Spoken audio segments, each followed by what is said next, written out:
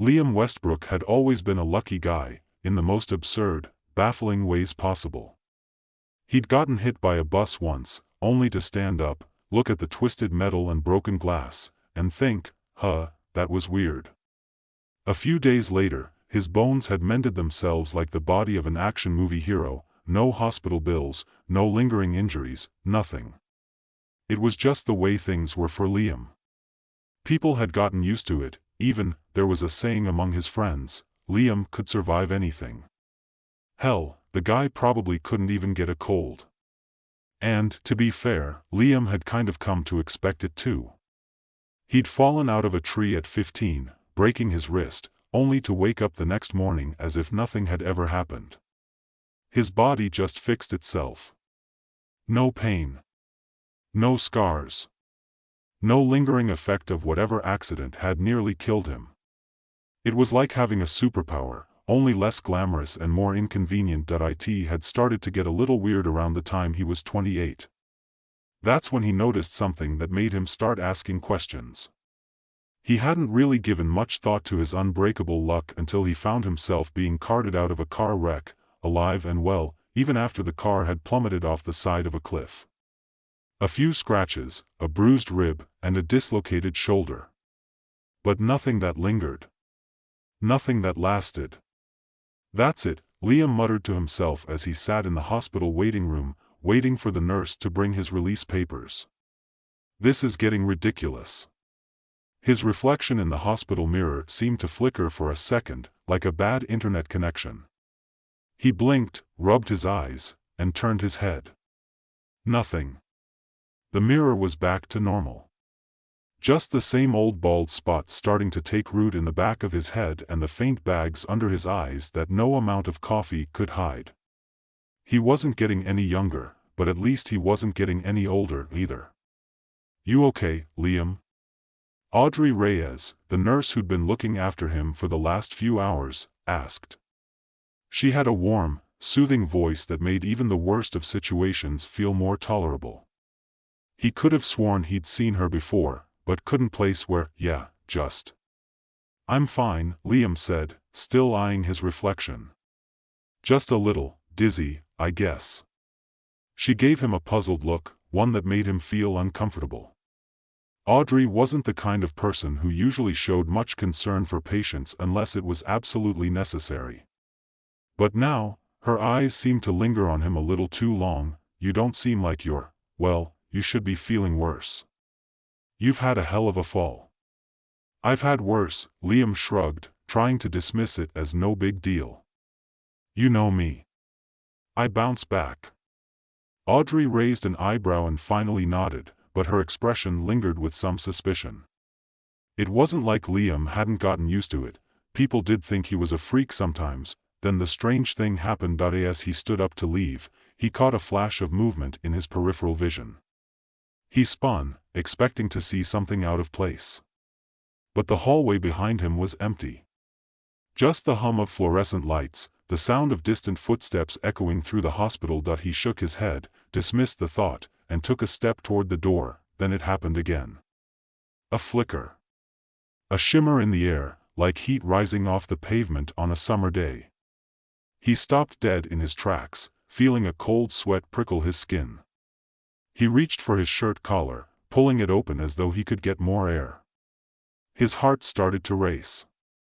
Maybe it was just the drugs they'd given him, or maybe the lingering shock from the accident. Either way, something didn't feel right. "Liam?" Audrey called out, her voice distant, like she was talking through a fog. He turned to face her, but his own reflection in the window next to him didn't seem to match his movements. He looked too sharp, almost like a photograph that had been edited a little too much, the edges too defined, the shadows too stark. But it wasn't just that. It was the sense that he wasn't reflected there at all. The man in the window, the man wearing his face, looked different. Older, maybe. Something else. He froze, staring at himself as the world around him started to tilt and warp. It was subtle at first. He felt a pang in his chest, something pressing against him from the inside. Then the distortion began to spread, creeping from the edges of his vision into the center, until everything around him was bending, stretching, and then, just as quickly as it started, it was gone. Audrey stood there, still looking at him, as if nothing had happened. He blinked, shook his head, and glanced back at the window. The reflection was normal now. Nothing to worry about. "Yeah," he said, clearing his throat, "I think I'm good to go now." A few weeks later, the strange sensation returned. It started out small. He'd wake up in the middle of the night with the unsettling feeling that the air around him had shifted, that the shadows in his room were just a little off. At first, he dismissed it. He was just tired, right? He'd been working a lot, trying to pick up extra hours to pay off his bills. Maybe it was stress, but then, the noises started. There were days when he would hear voices, soft murmurs, whispers that sounded almost like a conversation happening just behind him. But when he turned around, no one was there. And there was the strange sensation of feeling eyes on him, even when he was alone. Liam couldn't explain it. It wasn't something he could talk about with anyone. People would think he was losing his mind. But the more he noticed it, the more he couldn't ignore it. Something was wrong. And it wasn't just his head playing tricks on him. One afternoon, while sitting at his favorite bar, sipping on a beer and pretending that everything was fine, the distortion came again, stronger this time. That he wasn't just hearing things anymore. The world around him bent. The lights flickered, the conversations around him started to lose focus, and the colors of the bar walls began to blur into a kaleidoscope of shifting hues. It was as though the fabric of reality itself was coming apart at the seams. Liam slammed his beer down on the counter, but as he did, the glass shivered in his hands, the liquid inside turning into tiny dots that suspended themselves in the air before falling back to the table in slow motion. "Liam?" A voice called out. It was familiar, but distorted. He turned to see a woman standing behind him, someone he didn't recognize, but she was wearing Audrey's face. "What's happening?" he asked, voice hoarse, his chest tightening with panic. The woman smiled, but it was a twisted, contorted grin. "It's happening," she whispered, then the world tilted again. Liam's breath caught in his throat, and for a split second, everything froze. The woman with Audrey's face, or, at least, what felt like Audrey's face, seemed to linger in the space between seconds. Her smile stretched unnaturally wide, her eyes reflecting an eerie calm. It wasn't the woman he knew, not really. Her skin seemed slightly off, as though it was too smooth, too perfect. The shadows around her face didn't seem to match the lighting in the bar. The distortion was growing more intense by the second. Liam's mind was racing. What was happening? He reached out to steady himself on the bar counter, but his hand passed right through it. The sensation of cold, sharp metal gave way to nothingness. His body trembled as he looked around the room, and everything around him seemed to collapse inward. His fingers flickered like a bad digital video feed, the edges of his vision blurring as if reality itself was bending. The conversations around him turned into whispers, then echoes, then silence. The lights overhead hummed, their brightness flaring like a glitch in a simulation. He could hear the soft crackling of static, as though someone were tuning an old radio between frequencies. And through it all, the woman just stood there, smiling that twisted grin, unblinking, waiting. "What's going on?" he managed to choke out. His voice sounded strange, like it was coming from somewhere far away, distorted by the space between realities. The woman leaned closer. Her lips barely moved, but the words reached him with terrifying clarity. "You're slipping, Liam. You're becoming something else. Something beyond." Liam stumbled backward, his mind reeling, trying to comprehend her words. Beyond what? Beyond him? He wanted to scream, but his voice wouldn't obey. The air felt thick, pressing in on him like it had become too dense to breathe, like it was wrong. The whole bar around him was shifting, the walls bending inward, the tables and chairs growing taller, distorted like warped reflections in a funhouse mirror. It was as though he was being stretched between two dimensions, pulled in different directions by some unseen force. The floor beneath him didn't feel solid. Instead, it felt like it was made of something more fragile than air, as though it was about to dissolve into nothing. "Stop it," he shouted, more to himself than anyone. But no one responded. His hands began to shake uncontrollably. He reached for the door, desperate to escape this growing madness, but when he touched the handle, it felt wrong. Like his fingers were sinking into it, or like it was made of gelatin, rippling under his touch. In a blind panic, he yanked the door open, only for the world outside to vanish into an infinite void, a shimmering blankness that swallowed everything. No sky. No ground. Just the sharp, white edge of nothingness stretching endlessly before him. His chest tightened. He could feel his heart racing, thumping louder and faster with each passing second, yet it wasn't enough to keep him anchored. The weight of the air was pressing down on him, pushing him into the void. His body trembled as his vision began to distort even more.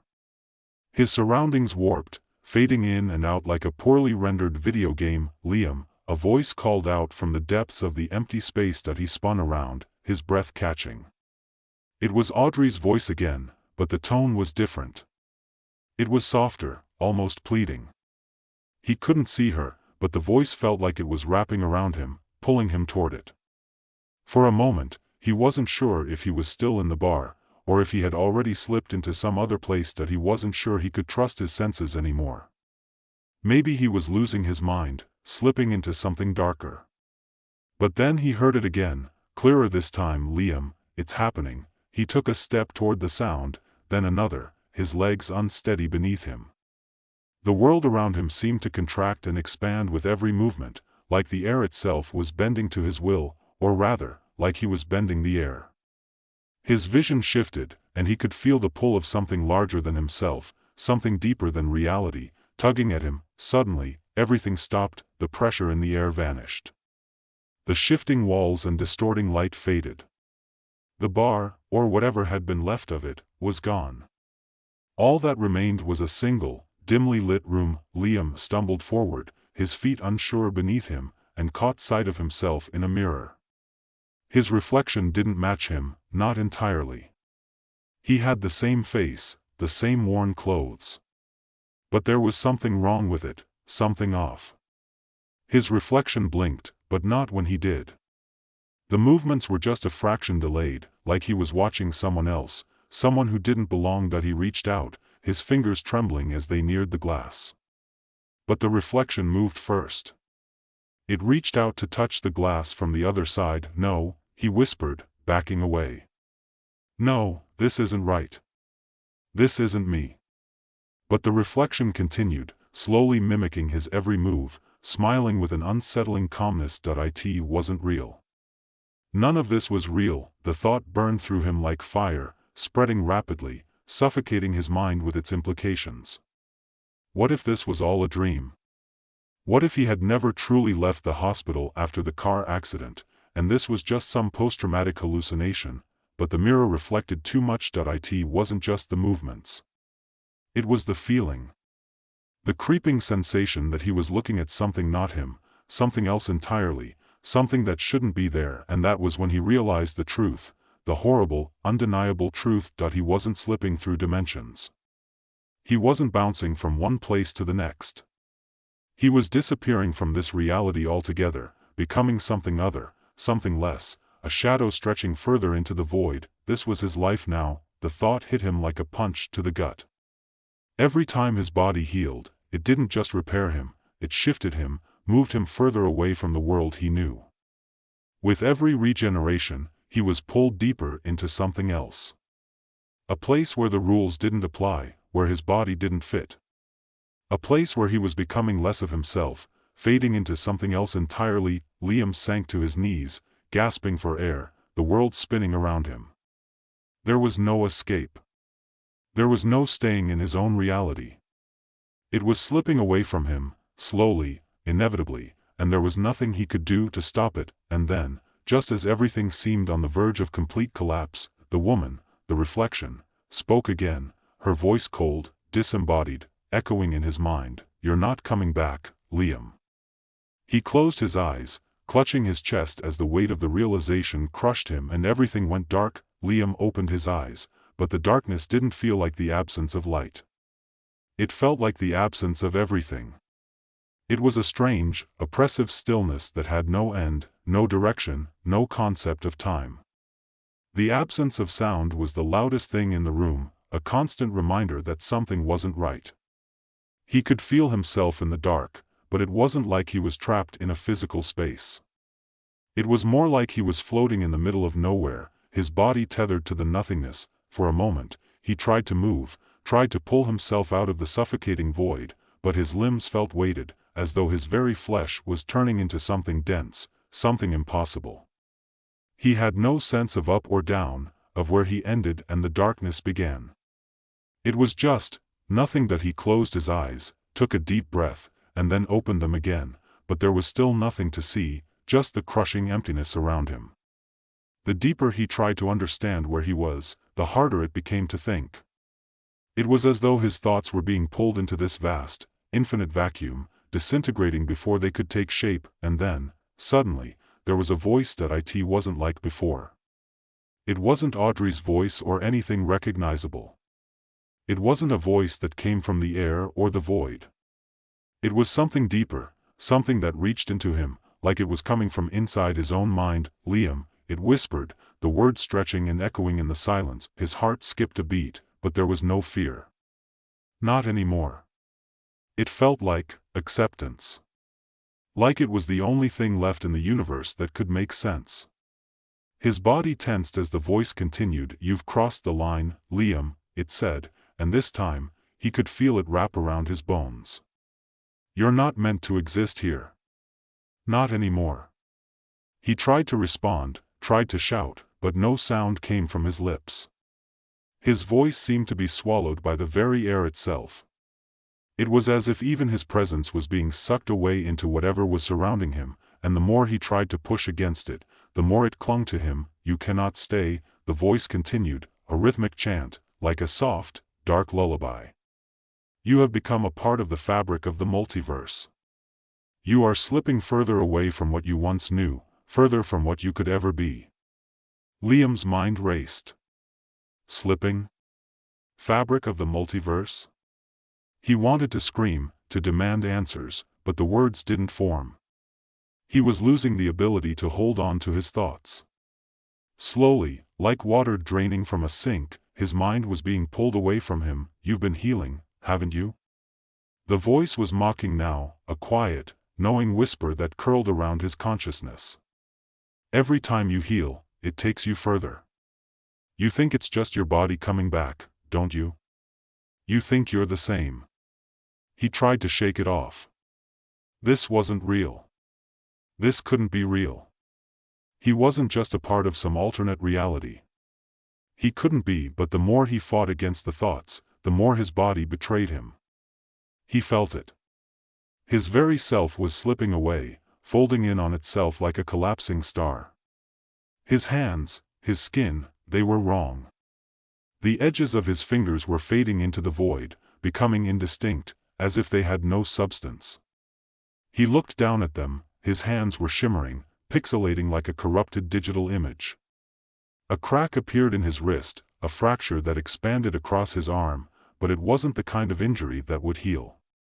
It was an injury that made him feel more alien with every passing moment. Stop, Liam gasped, though the word felt alien in his own mouth. What's happening to me? You've already crossed the threshold, the voice answered softly. Every time your body repairs itself, it pulls you closer to us. Closer to the boundary. You're becoming something else. You're becoming nothing. The panic started to rise in his chest again, but this time, it was worse. He couldn't grasp onto anything. No reality. No form. Just the slow, painful realization that he was disappearing, not physically, but spiritually, mentally. He was unbecoming. The dark void around him began to change. The oppressive stillness broke apart as flashes of other realities emerged. The flickering images were like fragmented pieces of broken glass, each showing a different version of the world he once knew. A version of him smiling in front of a birthday cake. A version of him laughing with friends in a park.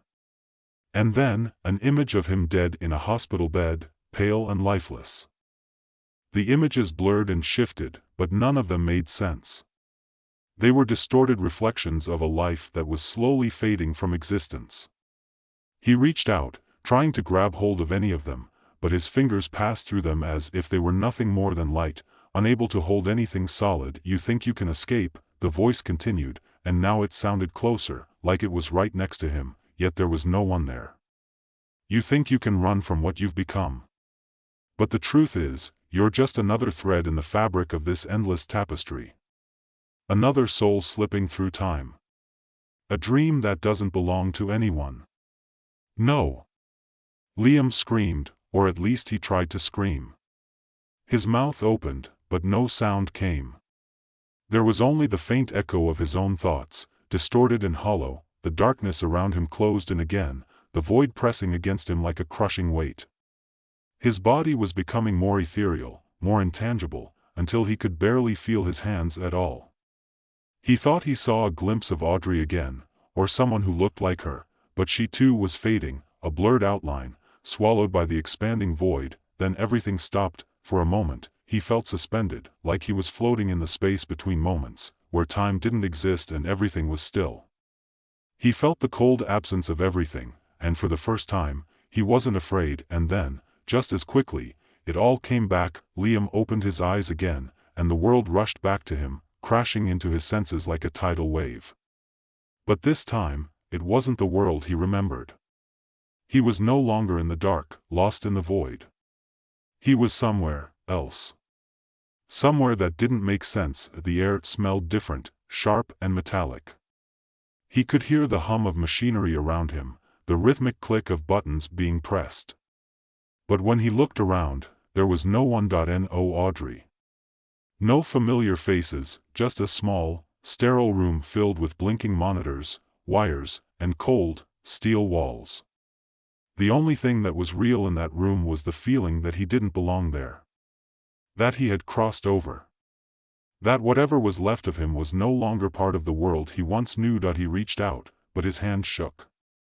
It trembled like it was no longer his, like it was a part of something else. Liam took a step forward, but his legs were unsteady, and the room seemed to stretch out before him, growing longer, wider, as if it had no boundaries.